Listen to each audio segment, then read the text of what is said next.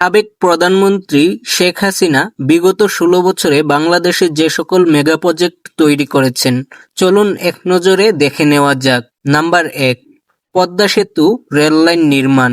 Number ২, Dhaka metro rail. Number ৩, Dhaka elevated expressway. Number ৪, Shahjalal আন্তর্জাতিক বিমানবন্দরে তার টার্মিনাল নির্মাণ। নাম্বার ৫, হাতিরঝিল প্রকল্প। নাম্বার ৬, পূর্বাঞ্চল ৩০০ ফিট। নাম্বার ৭, উড়াল সেতু নির্মাণ। নাম্বার ৮, যমুনা রেল সেতু। নাম্বার ৯, সমুদ্র সীমা বিজয়। Number ১০, Bangabandhu satellite. Number ১১, Rooppur পারমাণবিক বিদ্যুৎ কেন্দ্র। Number ১২, Bangabandhu tunnel. Number ১৩, Cox's Bazar rail line. Number ১৪, Cox's Bazar আন্তর্জাতিক বিমানবন্দর। নাম্বার ১৫, পায়রা তাপবিদ্যুৎ কেন্দ্র।